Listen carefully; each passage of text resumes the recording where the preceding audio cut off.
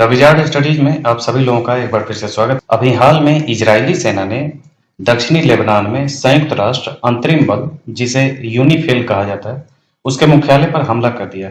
इस वजह से यूनिफिल अभी हाल में चर्चा में है। तो अभी हम समझेंगे कि यूनिफिल क्या है, और यूनिफिल का फुल फॉर्म होता है लेबनान में संयुक्त राष्ट्र अंतरिम बल, यानी कि United Nations interim force in Lebanon. तो आइए देखते हैं। यूनिफिल लेबनान में एक शांति सेना है, जिसे मूल रूप से संयुक्त राष्ट्र सुरक्षा परिषद द्वारा मार्च 1978 में स्थापित किया गया था, जब इजराइल ने पहली बार लेबनान पर आक्रमण किया था, जिसे दक्षिणी लेबनान संघर्ष के रूप में जाना जाता है। यूनिफिल की स्थापना लेबनान से इजराइल की वापसी की निगरानी करने और इस क्षेत्र में शांति और सुरक्षा बहाल करने के लिए की गई थी।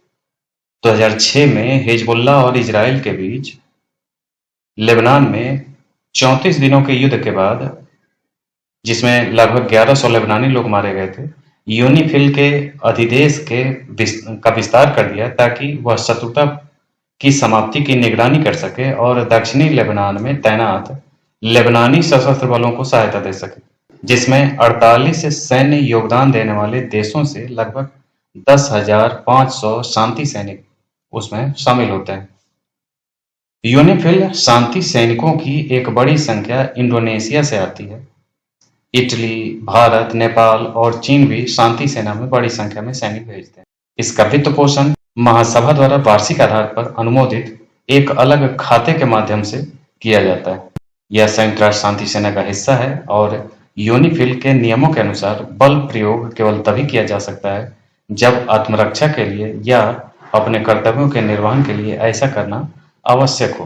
तो ये एक सामान्य शब्दों में संयुक्त राष्ट्र शांति सेना के नाम से जाना जाता है, और उसी शांति सेना का लेबनान में जो स्थान है, दक्षिणी लेबनान, वहां पे इसे यूनिफिल नाम दे करके वहां रखा गया था, और उसी के मुख्यालय पर इजराइल के द्वारा अभी हाल में हमला कर दिया गया है, जो अपने आप में एक अपराध है।